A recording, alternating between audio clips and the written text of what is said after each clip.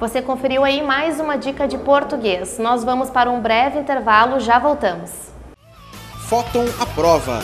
Apoio Cultural Pufolândia, o universo dos puffs, na Avenida Presidente Vargas, 2043, fone 3222-9122. Fóton Vestibulares, o curso que mais aprova no Rio Grande do Sul, na Rua Venâncio Aires, 1417, fone 3221-3884. Voltamos com o programa Fóton Aprova, que tem apoio cultural da Pufolândia, o universo dos puffs, e também do Fóton Vestibulares, o curso que mais aprova no Rio Grande do Sul. E estamos aguardando a sua participação. Mande a sua opinião, a sua sugestão ou a sua dúvida para o nosso e-mail contato@fotonvestibulares.com.br ou pelo Twitter, @fotonaprova. E antes de nós voltarmos aqui para o nosso bate-papo, confira mais uma dica de vestibular. Pessoal, então, terceira dica, né, para terceiro dia de prova do FSM. Concordância verbal é uma questão que normalmente eles cobram em prova. E eu quero focar aqui na concordância do verbo haver. Cuidado com esse verbo haver que a gente fica decorando. O haver com o sentido de existir é impessoal. Pensa que se o verbo haver estiver fora de uma locução verbal, ele não tem sujeito. O verbo haver não tem sujeito. A única chance dele ter um sujeito e concordar com esse sujeito é quando ele for o auxiliar de uma locução verbal. Nesses exemplos aqui, havia coisas estranhas na sala. Muitos achariam que na prova a concordância correta seria haviam coisas estranhas na sala, concordando com esse termo coisas estranhas. O verbo haver não concorda. O verbo haver é impessoal, não tem sujeito. Sempre no singular. Fora de locução verbal, o verbo haver não concorda com nada. Diferente de qualquer outro verbo nessa posição. Repara o mesmo exemplo com a substituição do verbo haver por ocorrer. Ocorriam coisas estranhas na sala. O verbo ocorrer vai concordar com o termo coisas estranhas, porque coisas estranhas é o seu sujeito. Sujeito depois do verbo, claro, o sujeito posposto, um dos termos mais cobrados em análise sintática em prova. Pode estar aqui na concordância. São as coisas estranhas que ocorriam na sala. Portanto, o verbo haver é impessoal, não tem sujeito e não vai para o plural. O verbo ocorrer concorda com o seu sujeito posposto. Quando o verbo haver estiver numa locução verbal, não pode haver dúvidas. Cuidado!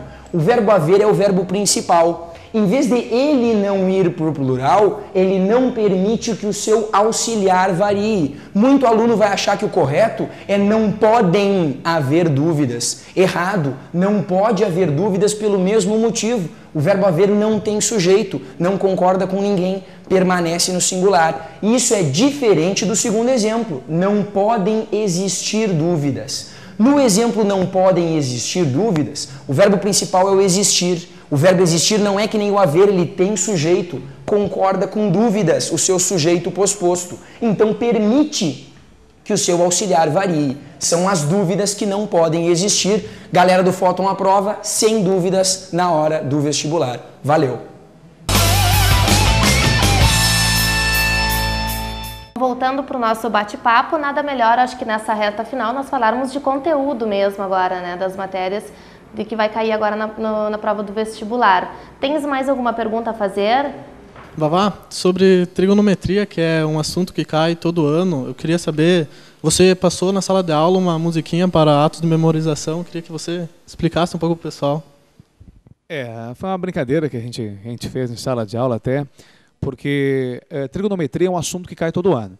E, por exemplo, a relação de triângulos, né, lei dos senos, lei dos cossenos, bastante importante. A redução ao primeiro quadrante também é muito importante. As funções trigonométricas, as relações trigonométricas, relações no ciclo trigonométrico. Só que a trigonometria, ela se resume, ou seja, qualquer parte da trigonometria, se você não souber os valores de seno e cosseno, tangente, dos principais arcos notáveis, você não vai conseguir fazer nenhuma questão de trigonometria.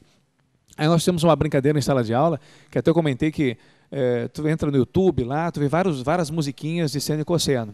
E o pessoal, tipo, no Rio de Janeiro faz música, o pessoal de São Paulo faz música. Eu digo, não, vamos fazer uma para nós aqui do Sul. Aí eu brinquei até que era bem na Semana Farroupilha, falei, não, vamos fazer um canto trigonometrense.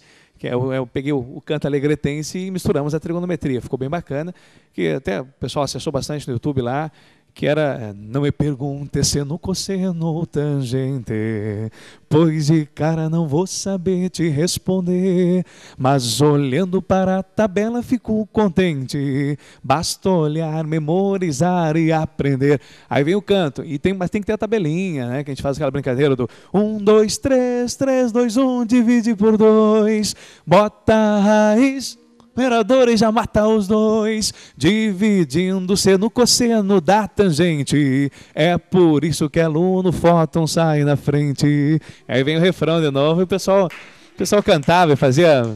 Então ficou bem legal. Mas assim, ó, não adianta também só saber os valores de seno e cosseno dos principais ângulos, né, e não saber aplicá-los. Então, memoriza, vai lá, canta, brincando. Eu sempre brinco assim, quando é que tu vai estudar? Quando estiver no chuveiro. Então é um tipo de assunto que tu vai no chuveiro, tu vai cantar, velho. Só que em vez de cantar em lar, em e, você vai lá e faz o canto trigonometria, isso que o Vavá colocou no YouTube lá, fica bastante bacana. Tá ok, obrigada. Caroline, mais alguma pergunta? Bom, assim, sobre botânica, o que tu acha assim, que a gente tem que ir para a prova sabendo mesmo, além de tudo aquilo, mas lembrar algo mais específico, assim? Assim, a prova de Santa Maria, pessoal, ela era bem previsível antes, né? Quando eram 23 questões, a gente sabia tudo que ia aparecer. A primeira questão era citologia, a segunda era mitose, meiose, a terceira era genética, era bem previsível. Agora, com 15 questões, 5, 5, 5, a gente sugere aqueles conteúdos mais especiais, né? Tipo assim, ó, não podemos esquecer, já falo da tua botânica, a questão de DNA certa, a questão de mitocôndria e respiração ou fotossíntese cloroplasto quase certa nas organelas, a questão de mitose e meiose quase certa. Então, essa parte do PS1, que era o antigo PS1, a parte de botânica são 3 questões, 2 ou 3, e chega na zoologia 3 ou 4. Só que na botânica a gente não pode esquecer o quê?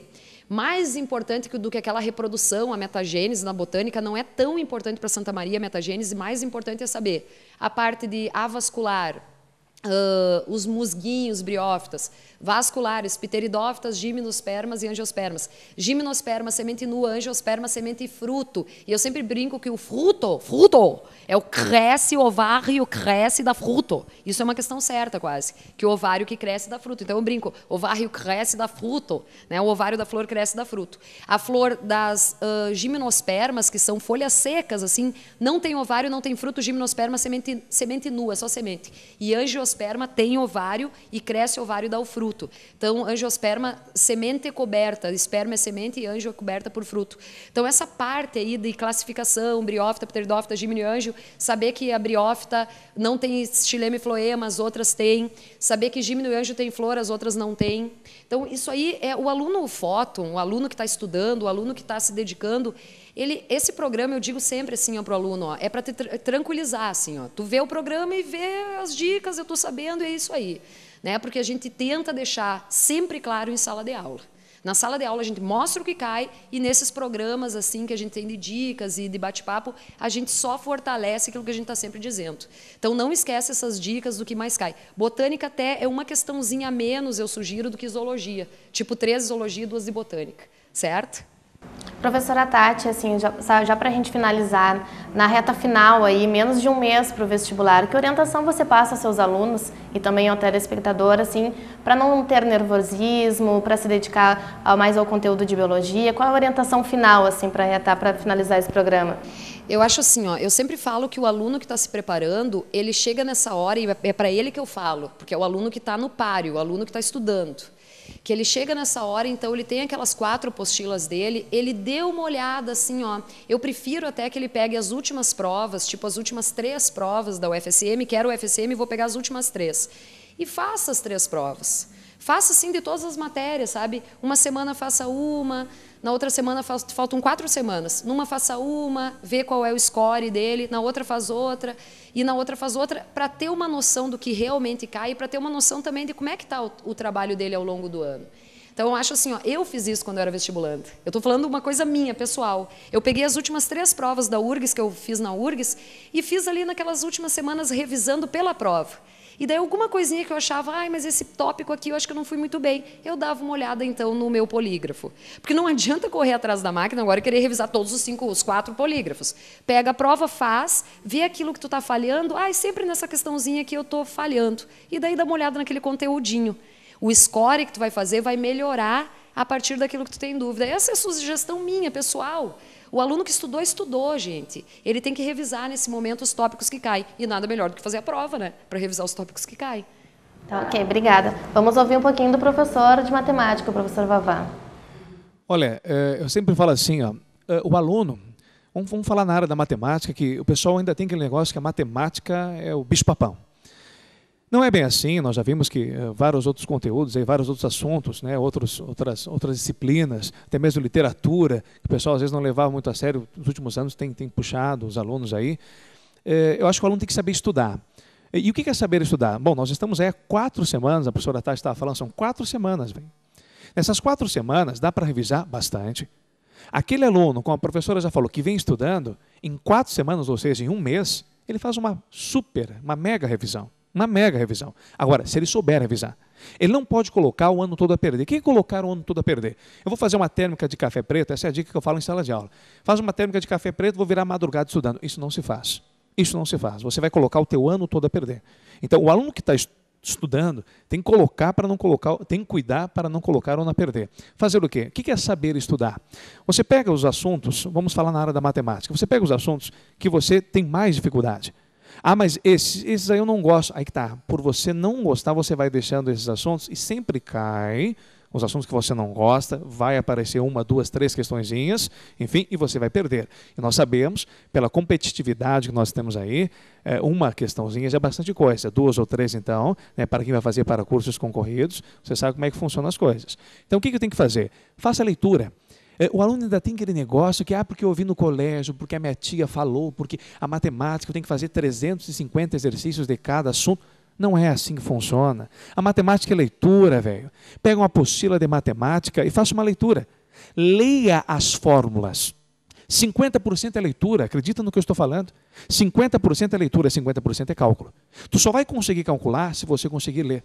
Então pega as apostilas de matemática, faça a leitura. Nas apostilas são super preparadas, desenvolvidas pela equipe de professores do Fóton. Então você tem várias dicas, né, na tua apostila lá. Então durante a tua leitura, você vai lá, ó, dica, isso aqui faz assim. A dica, ou seja, você lê, faz o resuminho e vem a dica, o que você tem que priorizar na hora de fazer uma questão sobre aquele assunto. Então leia, depois faça a bateria de testes. Agora não vai se matar aí a madrugada fazendo exercícios aí, querendo, né, engolir as 4, 5 apostilas aí para poder fazer uma prova. Isso não se faz. Você conferiu aí o programa Fóton à Prova, que tem apoio cultural da Pufolândia, o Universo dos Puffs, e também o Fóton Vestibulares, o curso que mais aprova no Rio Grande do Sul. Você acompanhou pelo canal 19 da NET e também pelo santamaria.tv.br. Gostaria de agradecer aí os participantes desta edição e ficamos aguardando vocês na próxima semana.